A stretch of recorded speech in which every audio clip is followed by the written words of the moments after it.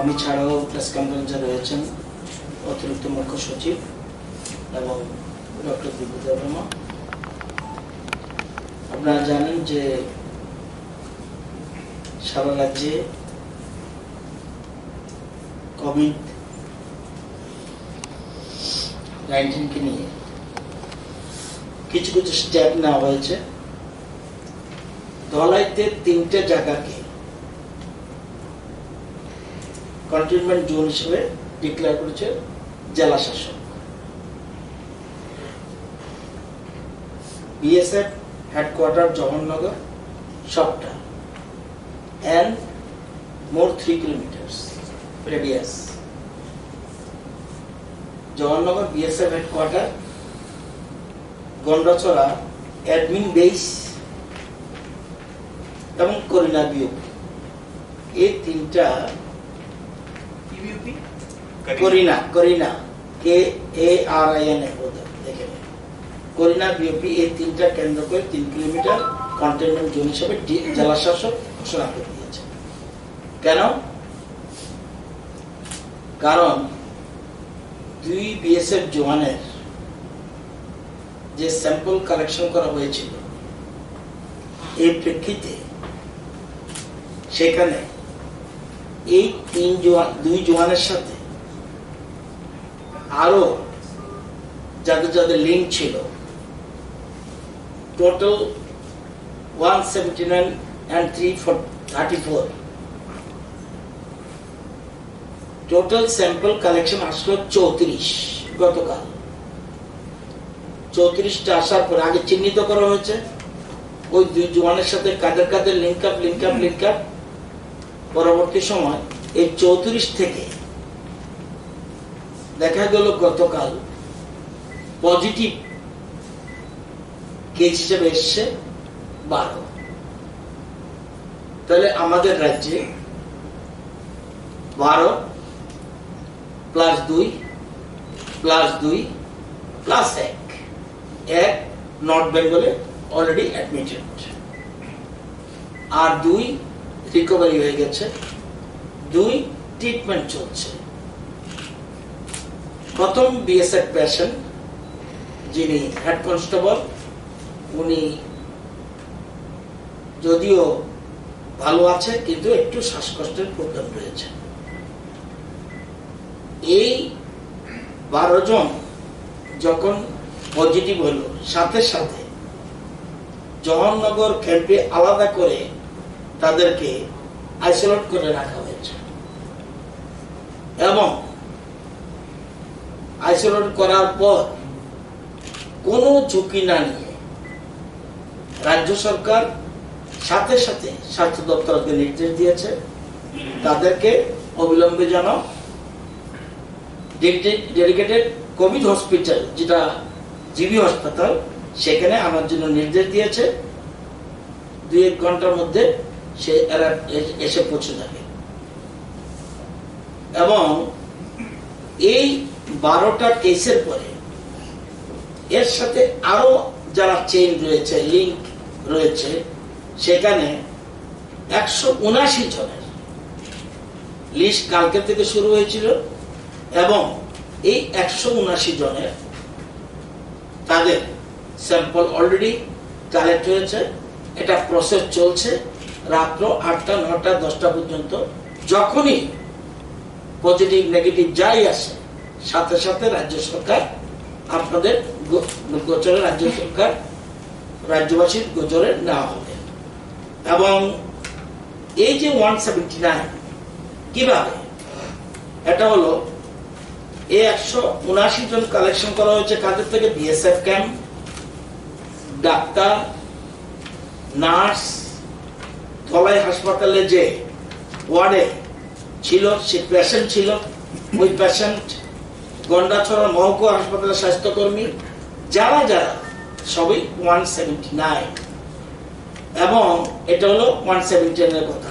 এইবার 12 সাথে আবার লিঙ্ক থাকতে পারে, কোথাও ওই জায়গায় ডাবল লিস্ট হতে পারে, সে 12 কন্ট্যাক্ট লিস্ট তৈরি হচ্ছে। এর মধ্যে আরো 78 জনকে চিহ্নিত করা হয়েছে ওই 12 সাথে লিঙ্ক, প্লাস আরো এই বিএসএফ এর লোকজন বেশিরভাগই এবং বেশিরভাগ ক্ষেত্রে বিএসএফ এর ক্যাম্পের মধ্যে সীমাবদ্ধতা ছিল। এর বাইরেও কিছু আছে কিনা সেটার জন্য অলরেডি যোগাযোগ শুরু করেছে, লিস্ট কোথায় কোথায় কানেক্ট কোথায় করেছে এটা রয়েছে। সবচেয়ে মজার বিষয় হলো সবগুলি কেসই কোনো সিমটমস নেই, কারণ এরা অনেক আগেই বিএসএফ ক্যাম্পে এসছে। 14 দিন 21 জন যদিও তাদের হোম কোয়ারেন্টাইনে রাখা হয়েছিল, কিন্তু তাদের যেহেতু কোনো সিমটমস নেই সেই জন্য কোনো ধরা পড়েনি। কারণে এই দুটো কেস যেহেতু হসপিটালে এসছে সেই জন্য এখানে আসা হয়েছে এবং বাকিদের লিস্ট তৈরি হচ্ছে এবং রাত্রে বোঝা যাবে এই 179 জনের মধ্যে কোন জায়গায় পরিস্থিতি রয়েছে। তবে একটা বিষয় রয়েছে যে কমিউনিটির মধ্যে ছড়ায়নি। দিস ইজ দ্য মূল জিনিসটা হলো এখানে, এটা কোনো মতেই যেটা ভয়ের কারণ থাকতো যদি কমিউনিটির মধ্যে এটা ছড়াতো।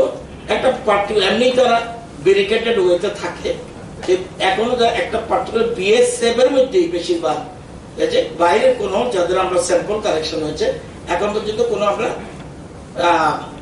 মাইনাস পয়েন্ট দেখিনি। এখানে শুধুমাত্র কমিউনিটি না গিয়ে শুধু বিএসএফ এর মধ্যেই রয়েছে। এটা হলো আমাদের এই চিত্র।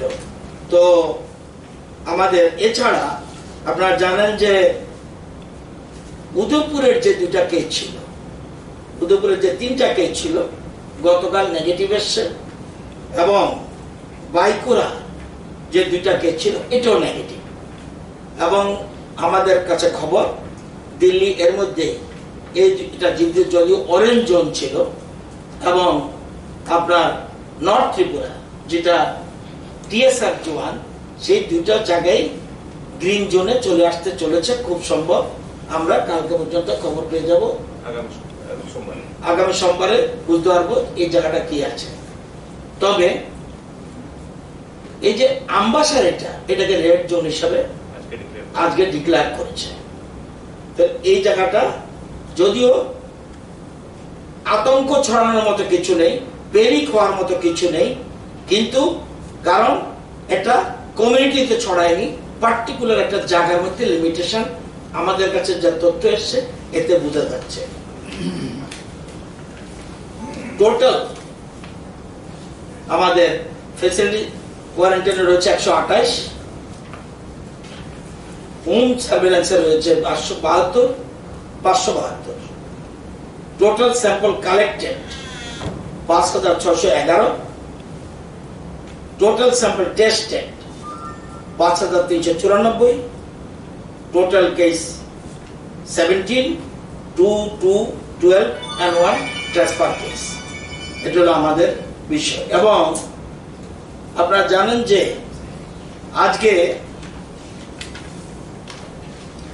আজকে চোরাইবাড়ি দিয়ে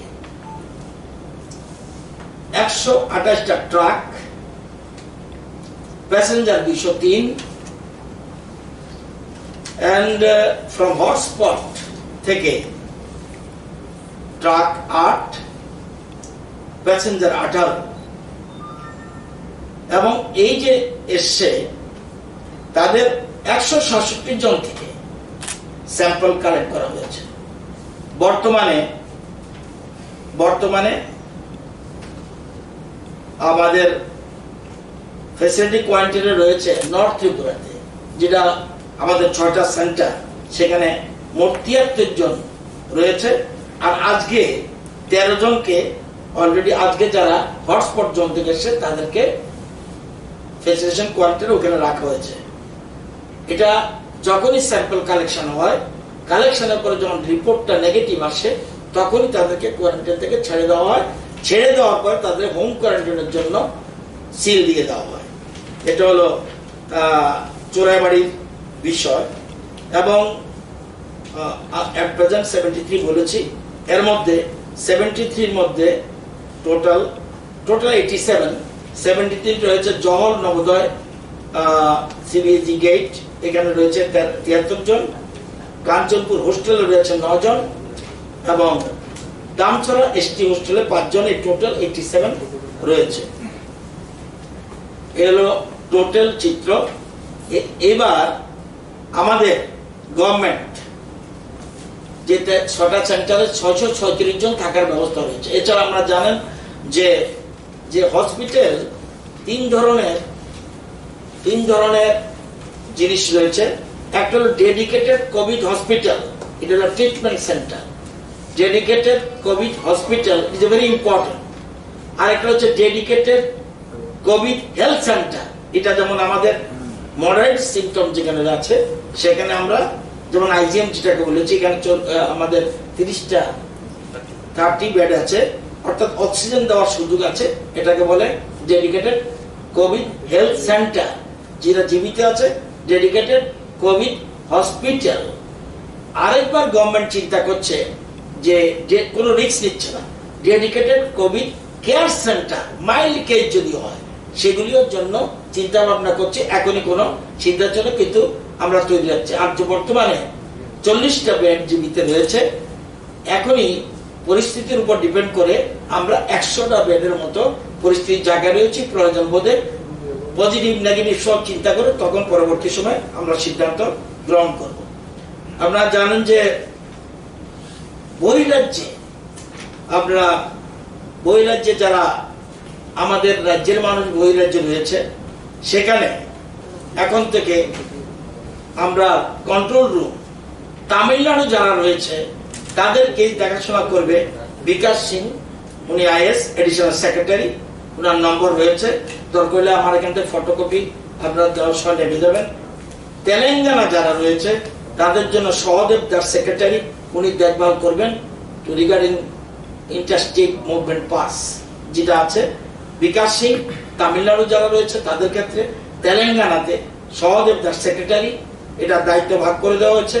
কর্ণাটক যারা রয়েছে তনুশ্রী দেববর্মা সেক্রেটারি, অ্যান্ড আসাম যারা রয়েছে সৌম্যা গুপ্তা সেক্রেটারি, ওয়েস্ট বেঙ্গল যারা রয়েছে অপূর্ব রায় সেক্রেটারি, মহারাষ্ট্র যারা রয়েছে কিরণ গিত্তে সেক্রেটারি। তাদের সাথে সবসময় ওইখানে পাস পাওয়ার ক্ষেত্রে সেখানে তারা দায়িত্ব নেবে। এছাড়া যদি এই রাজ্যের বাইরে অনেক জায়গাতে রয়েছে, আমাদের কাছে লিস্ট রয়েছে, সেখানে Debendra Riya TCS SSG additional secretary, উনি বাকিগুলি যেখানে কম রয়েছে সেগুলি বাকিটার জন্য উনি দেখাশোনা করবে।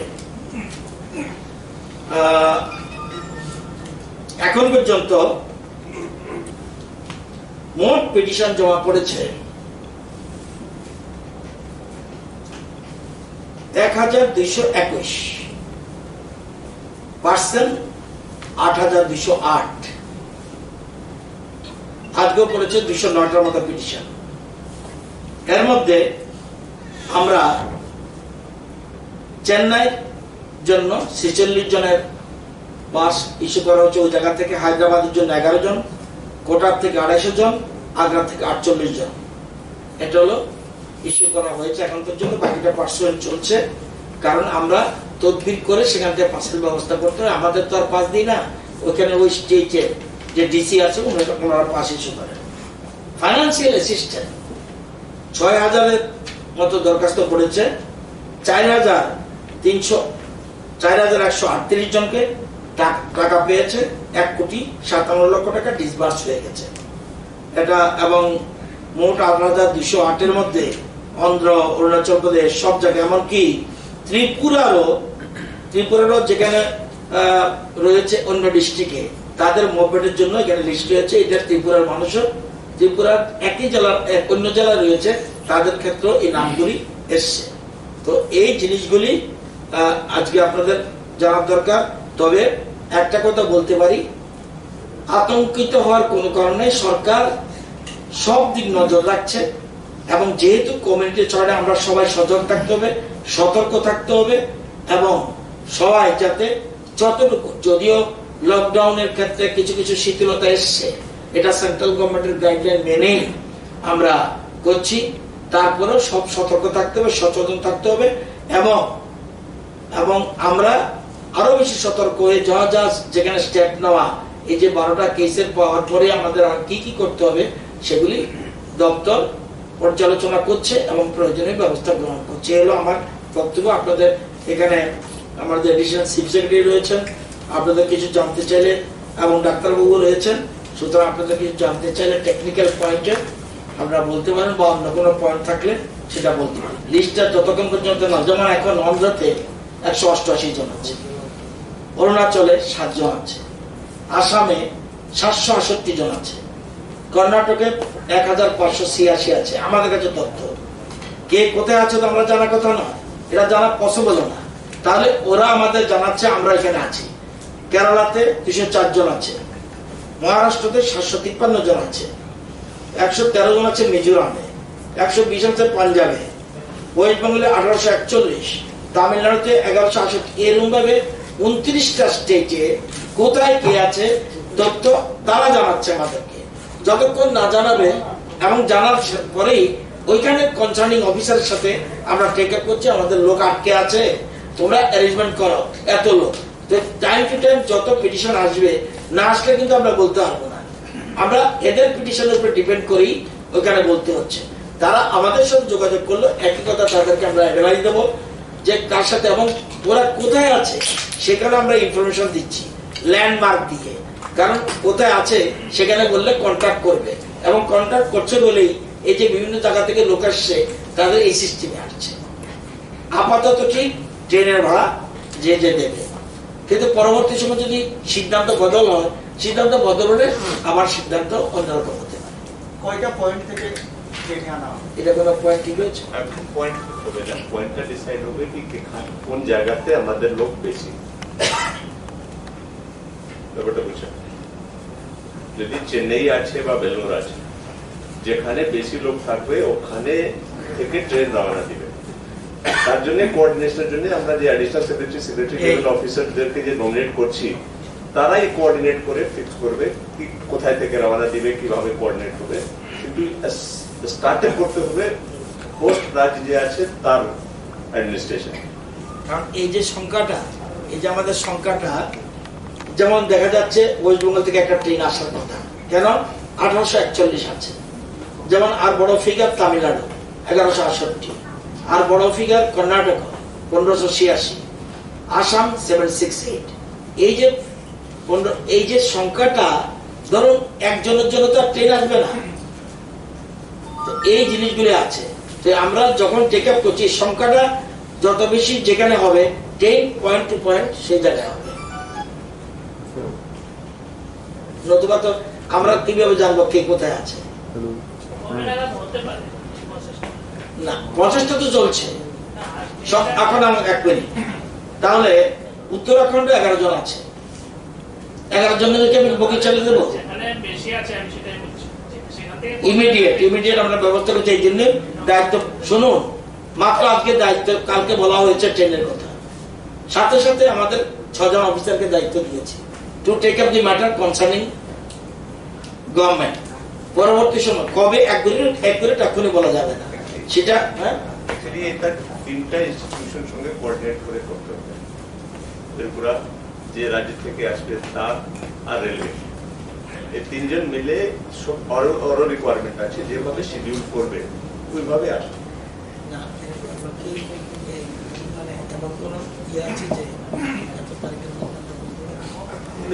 ওটা তারা শিডিউল করে যত অ্যাভেলেবল আছে ওদের হিসাবে, যখন শিডিউল হলে আমরা জানাতে পারবো। যখন শিডিউল করে দিচ্ছে তখন আমরা জানাতে পারবো। আর কন্ট্যাক্ট নম্বর অনেক জায়গায় আছে, সেখানে আমরা জানিয়ে দেবো। এই যে ফিগারগুলি এসছে, ফিগার মধ্যেই আমরা জানাতে। কেউ কেউ গাইড 500 পাচ্ছে, তারা আবার সেটা গাড়ি নিয়েও আসছে। যেমন আপনার যেমন ওরা এই যারা কোটার থেকে এসছে তারা অলরেডি ওয়েস্ট বেঙ্গল ঢুকে গেছে, এবং যেগুলি অন্যান্য জায়গায় তাদেরও আগ্রাটা অলরেডি ঢুকে গেছে ত্রিপুরাতে, এবং কোটারটা অলরেডি ওয়েস্ট বেঙ্গল, এবং চেন্নাইয়ের যেটা, এটা মোস্ট প্রবাবলি তারা এখনো পথে রয়েছে, এখন ঢুকে এলো সিচুয়েশন।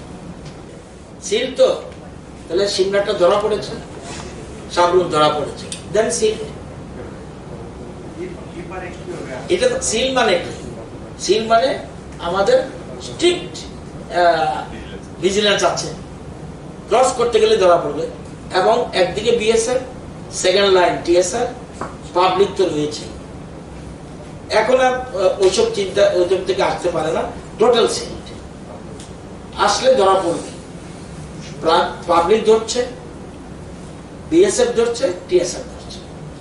আসার সময় সে ইনফেক্টেড না, সে কোয়ার্টার মাস্টার ছিল, ঠিক আছে, তাহলে ব্যাটালিয়নের দেখারেখ করার কাজ ওর আছে।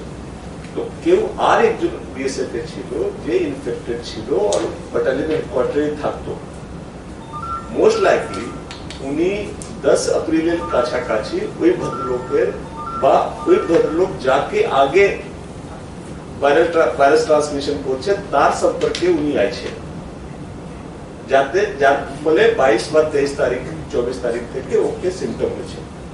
তো সে মোস্ট লাইকলি সেকেন্ডারি কন্ট্যাক্ট আছে উইদিন বিএসএফ, ঠিক আছে। তার জন্য বিএসএফ ইন্টারনাল ইনভেস্টিগেশন করছে, সে বাইর করছে কি মোটামুটি মার্চে 200 কাছাকাছি লোক তাদের বাইরে থেকে আসলো ছুটি টুটি নিয়ে। তো ওইটার কন্ট্যাক্ট ট্রেসিং গুলো চলছে, কই থেকে আসে, কোথায় আসে, কোথাও বাইরে গেছে কিনা কেউ লোক, ওই পার্ট চলছে। কিন্তু রাতের খবর এটা, যেহেতু 22 তারিখ থেকে লকডাউন হয়েছিল, 22 তারিখের পর থেকে বিএসএফ এর কোন জওয়ানকে ব্যাটালিয়ন হেডকোয়ার্টারে যারা ছিল ওর থেকে বাউন্ডারি থেকে বাইরে হতে দেওয়া যায়নি।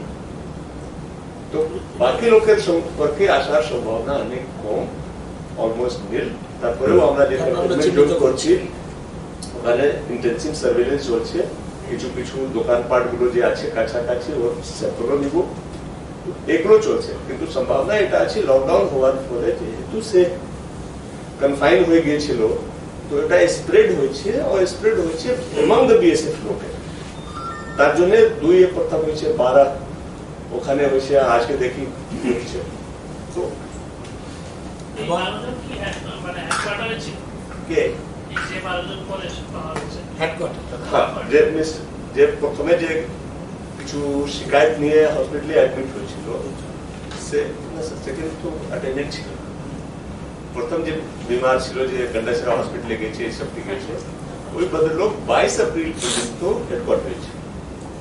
22 এপ্রিলে ওদের পোস্টিং হয় করিনা, সে 22 তারিখে গেছে। পরে যাদের পাওয়া গেছে 12 জন ওইখানে সব হেডকোয়ার্টার, সব करीना बीओपी और गंडा छेरा যে তাদের অ্যাড্রেস আছে ওই লোকের স্যাম্পল আজকে আছে, এখন বোঝা যায় আজকে রাতে যে রেজাল্ট আসবে তার মধ্যে বুঝবে। স্যার যারা বহিরাজ্য থেকে ফিরছে আমাদের রাজ্যে বা পয়েন্ট টু পয়েন্ট ট্রেনে যারা আসবে তারা এলেই কি তাদেরকে প্রত্যেকে বাড়ি যেতে দেওয়া হবে না কোয়ারেন্টাইন করে রাখা হবে, কি করা হবে এই বিষয়টা যদি ক্লিয়ার করা। আমরা তো প্রোটোকল আপনাদের সঙ্গে শেয়ারও করে আছে, ভেরিফিকেশন হ্যাঁ ওটা আমরা করেছি। যারা প্যাসেঞ্জাররা আসছে প্রথম আমরা দেখছি কি অরিজিনেট কোথায় থেকে করছে, যদি তারা হটস্পট বা রেড জোন থেকে আসছেন তখন আমরা যতজন আসছে সবাই স্যাম্পল নিচ্ছি চুরাইবাড়িতে। স্যাম্পল নিয়ে তাদেরকে একদিনের জন্য ধর্মনগরে কোয়ারেন্টাইন করে দিয়েছি, ঠিক আছে। মাঝখানে ওই স্যাম্পলটা এখানে পাঠিয়ে দেওয়া হবে, রেজাল্ট যদি নেগেটিভ আসে তারপরে তাকে হোম কোয়ারেন্টাইনের স্টাম্প দিয়ে ছেড়ে দেওয়া হবে, অ্যাডভাইস দিয়ে কি আপনি বাড়িতে থাকবেন, কারণ পরেও সিমটম ডেভেলপ হবে, ঠিক আছে। যারা নন হটস্পট এরিয়া থেকে আসছে ওদের মধ্যে যারা সিমটোমেটিক আছে, ফিভার আছে, খাসি আছে, তাদেরকেও এই প্রসিজার ফলো করা হবে। যারা এসিমটোমেটিক আছেন তাদের মধ্যে randomly every 5th passenger sample will be taken, কিন্তু তাদেরকে কোয়ারেন্টাইন করা হবে না, সবাইকে হাতে স্টাম্প দিয়ে হোম কোয়ারেন্টাইনে তাদেরকে ছেড়ে দেওয়া হবে। এরপরে সিম্পল আমরা টেস্ট করব, আর এই লিস্টটা আমরা নর্থ থেকে প্রত্যেক ডিস্ট্রিক্টের এটা পাঠিয়ে দেবো যাতে কনসার্ন ডিস্ট্রিক্টের অথরিটিরা জানে কি এত লোক আসছে, এই অ্যাড্রেস আছে, এই মোবাইল নাম্বার আছে। যদি পরে টেস্টে কিছু পাওয়া যায় তারা সার্ভেলেন্সে রাখবে, তাহলে আমরা ওটা। স্যার ইন দ্যাট কেস আমাদের কাছে যখন একসাথে সবাই আসা শুরু করবে আমাদের কাছে ইনফ্রাস্ট্রাকচার কতটুকু রয়েছে চুরাইবাড়ি? চুরাইবাড়িতে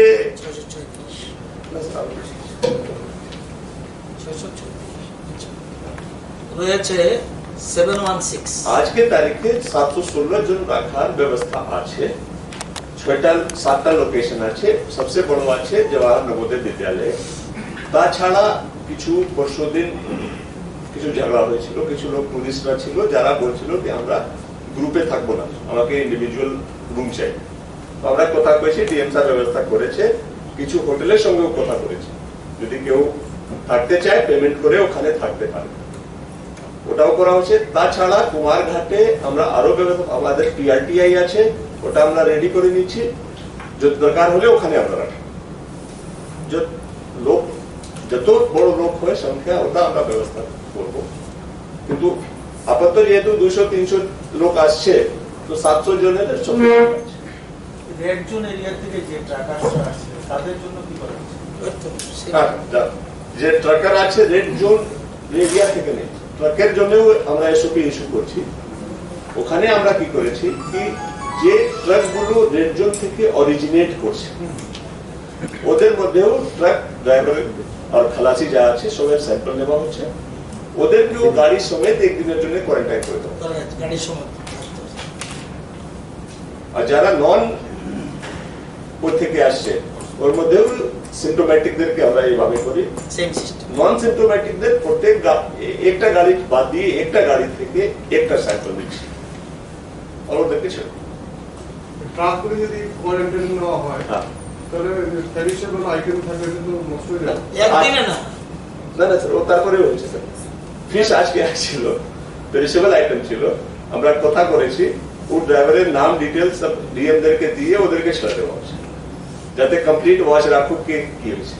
আজকে স্যার তাই হয়েছে, দুইটা এটা ট্রাক হয়তো আছে। যেমন এখানে 3 patients along with 2 drivers হ্যাঁ। released from হ্যাঁ। facility quarantine due to issue medical.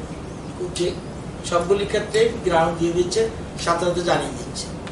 আর যেটা আমরা বিএসএফ এর কথা বলছেন, total sample collected from BSF, personal of BSF battalion headquarter Jawaharnagar থেকে 174, personal of BSF admin base Gandacherra আমরা তারা আইডেন্টিফাই করছে স্যার, 174 জন হেডকোয়ার্টার চিহ্নিত তারা করছে। আইডেন্টিফাই করবে, যে করছে যারা আমরা কালেকশন করব। হ্যাঁ, তার মধ্যে 61 জনের হ্যাঁ। স্যাম্পল হয়ে গেছে। টোটাল 331 জন চিহ্নিত, ওর মধ্যে কতজন কালেকশন হয়েছে 331 জন চিহ্নিত টোটাল?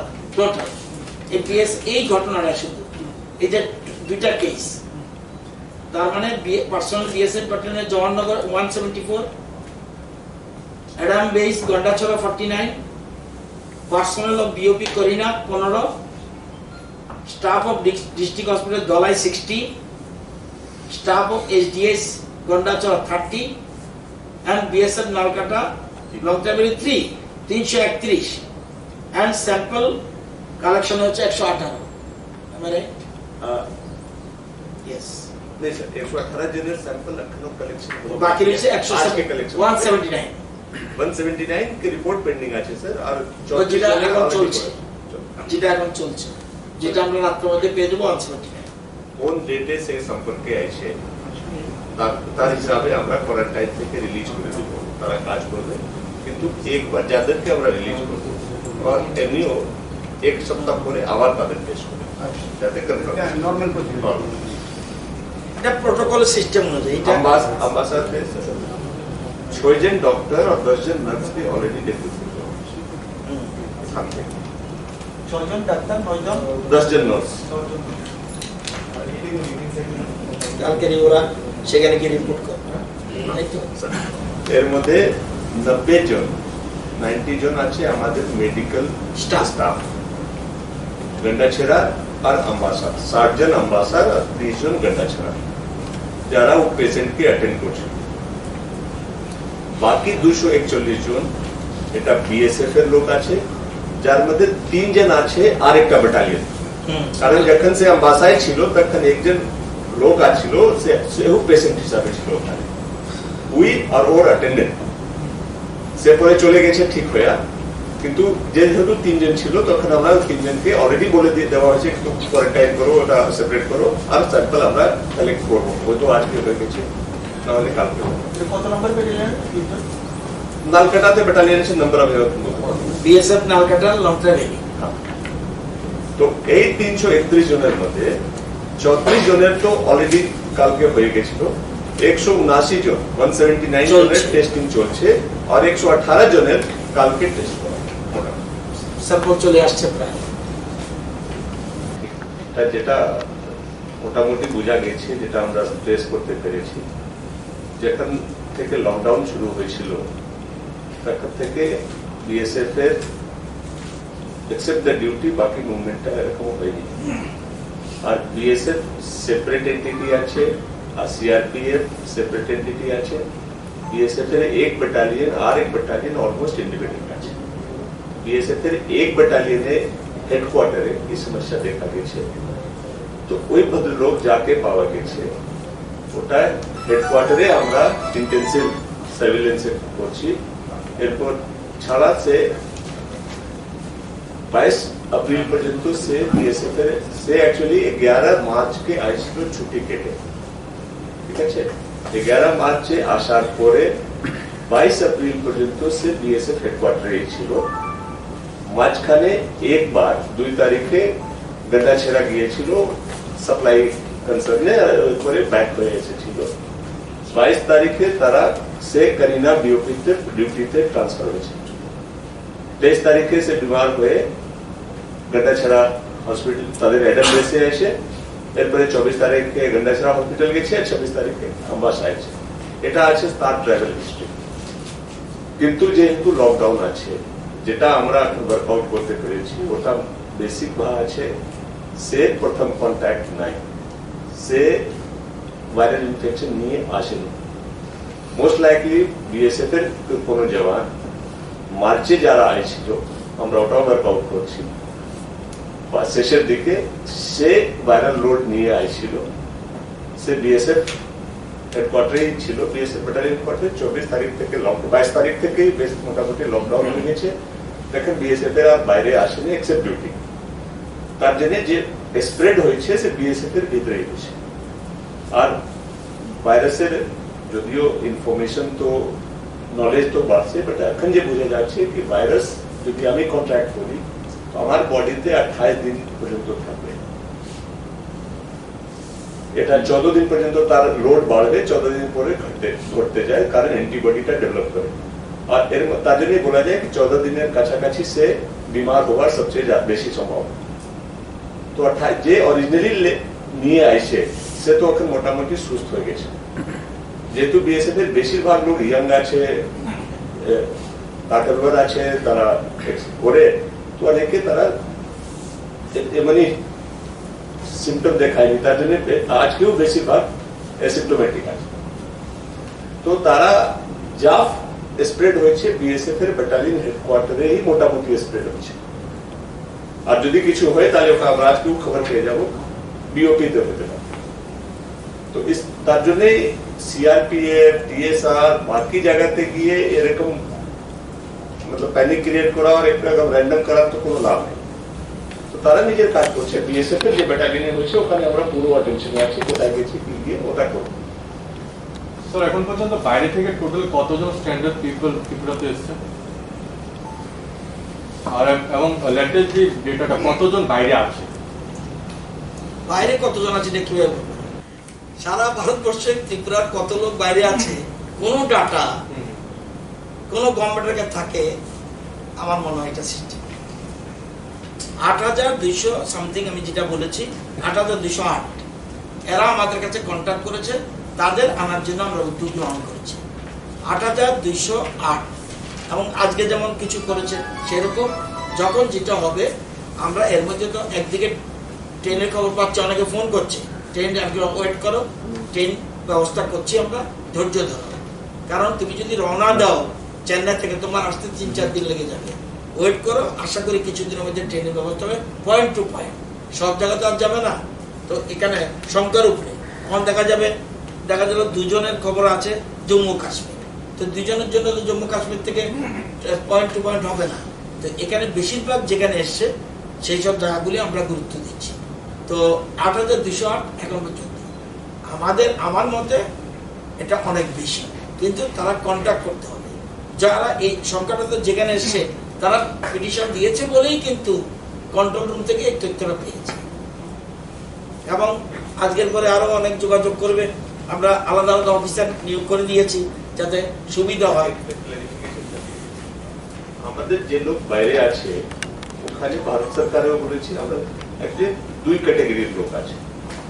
এক ক্যাটাগরির লোক আছে যারা স্ট্যান্ডার্ড হয়ে গেছে, এই ক্যাটাগরিতে আছে যারা ট্রিটমেন্টের জন্য গিয়েছিল, যারা স্টুডেন্টরা আছে কলেজ বন্ধ হয়ে গেছে, যারা বেড়াইতে গিয়েছিল আটকে পড়েছে। তাছাড়া এক ক্যাটাগরি আছে যে রেগুলারলি কাজ করবে, ওরাও মধ্যে অনেকেই আসতে চায়, কারণ একটা সামার ভ্যাকেশন আছে বা এখন ও ক্যাটাগরি যেহেতু বাড়ি অলরেডি আছে ওখানে থাকছে, ওই ক্যাটাগরি এখনো আমরা আনতে রাজি না। প্রথম আছে যারা কষ্টে আছে, যারা স্ট্যান্ডার্ড আছে তাকে আনা হবে, কিন্তু অ্যাপ্লিকেশনের মধ্যে দেখা যাচ্ছে অনেকে তারাও অ্যাপ্লিকেশন দিয়ে দিচ্ছে, তারা কারণ কি বাড়ি ঘরে আসতে চায়। তো আমাদেরকে এটা সেগ্রিগেট করবে, এরপরে যা ইমিডিয়েট দরকার আছে তাকে করতে হবে।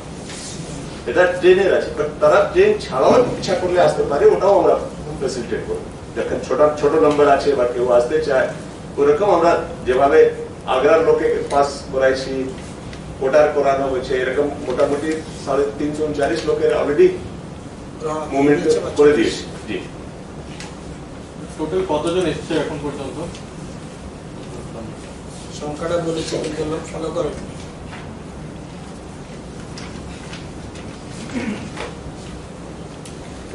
টোটাল 46, 11 আর এটা টোটাল এসছে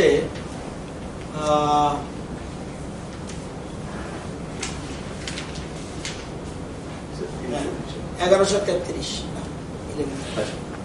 আমি পয়লা মে থেকে যদি ধরি 1133 ঢুকেছে। এর মধ্যে বেশিরভাগ হলো বেশি সংখ্যা এসছে যারা ট্রিটমেন্টে গেছে। আমরা ইম্পর্টেন্স দিচ্ছি ট্রিটমেন্ট স্টুডেন্টস, এই যেটা বেশি প্রায়োরিটি দিচ্ছি। আসতে চায় তাকে আনার জন্য যে প্রোটোকল আছে ওটা ত্রিপুরাতেও চিফ সেক্রেটারি ইস্যু করে দিয়েছেন। এখন যারা আসতে চায় ওদেরকে আমরা ওখানে রিকোয়েস্ট করে দিয়েছি, যখন লোকাল অ্যাডমিনিস্ট্রেশন অ্যারেঞ্জ করবে, যখন সংখ্যাটা ঠিকভাবে হয়ে যাবে তখন ট্রেনের ব্যবস্থা করে আনা। কোনখানে অ্যারেঞ্জমেন্ট করেছেন? ওরা কোথায় যোগাযোগ করবে? ওরা যেখানে আছে ওই স্টেটে যে নোডাল অফিসার আছে তাদের সঙ্গে যোগাযোগ করবে। ট্রেন ওখান থেকে স্টার্ট করবে, তো ব্যবস্থাটা ওরা করবে। আমরা ওদেরকে জানিয়ে দিয়েছি যে আমাদের লোক আছে আর এখানে রিসিভ করার ব্যবস্থা আমরা করব। ব্যাপারটা ক্লিয়ার হয় না। যেমন ধরুন চেন্নাইতে কেউ আছে ত্রিপুরার 50 জন লোক, ট্রেনটা তো স্টেট গভর্নমেন্টই ম্যানেজ করতে থাকবে না, আমরা চেন্নাইতে যে নোডাল অফিসার আছে তাকে রিকোয়েস্ট করে দিয়েছি কি আমাদের লোক আছে, কাইন্ডলি ওটা আপনি পাঠাবার ব্যবস্থা করে, যখন পাঠাবেন তখন আমাকে জানাই দিবেন। পাঠাবে কি মানে ওখানে অ্যারেঞ্জ করবে। কোন ট্রেনে আসবে? এটা কি পয়েন্ট টু পয়েন্ট ট্রেন আসবে? এটা পয়েন্ট টু পয়েন্ট, এটা ডেডিকেটেড ট্রেনটা হবে, ওখান থেকে রওনা দিবে, এখানে আসবে। তো ওখানে যে অ্যাডমিনিস্ট্রেশন আছে ওরা রেলওয়ের সঙ্গে যোগাযোগ করবে আর ওই হিসাবে ডেট ফিক্স করবে, যেখানে আর স্টেশন ফিক্স করবে যেখানে থেকে ট্রেন রওনা দিবে। ওখানে লোকদেরকে ইনফর্ম করবে, লোকটা ওখানে আসবে, টাকা পেমেন্ট করার ব্যবস্থা রিকোয়ারমেন্ট ছিল, এখন কথা চলছে কি পেমেন্ট করা হবে কি করা হবে না, এটা পরে যা ডিসিশন হবে, কিন্তু এখন আছে কি সবাইকে টিকেটের টাকা পেমেন্ট করতে হবে। তো ওটা কালেকশন করে তারপরে ওখান থেকে বোর্ড করে তারা পাঠিয়ে দেবে। প্যাসেঞ্জার টিকেটের টাকা পেমেন্ট করবে? হ্যাঁ, এখন পর্যন্ত এটাই আছে। যদি চেঞ্জ হয় কোন স্টেটে প্রোটোকল অফিসার কি আছে, এখন যারা বাইরে আছে তারা কি করে জানবে? ওরা ফাইট করছে, ভারত সরকার আর রেলওয়ে দুজনই এটা ফাইট করছে অর্ডার, ওখানে ওয়েবসাইটও আছে। প্রত্যেক স্টেটে যারা আছে, আমাদের এখানেও যে আছে, যেসব দালাম সাহেব আছে, ত্রিপুরাতে যা স্ট্যান্ডার্ড আছে তার জন্য দালাম সাহেবের নাম। তার ত্রিপুরাতে যোগাযোগ করার কোনো দরকার নেই? ত্রিপুরাতে আছে, আমরা তো রিকোয়েস্ট করবো। না, প্যাসেঞ্জার যারা বাইরে আটকে আছে তারা ত্রিপুরাতে যোগাযোগ করার দরকার নেই?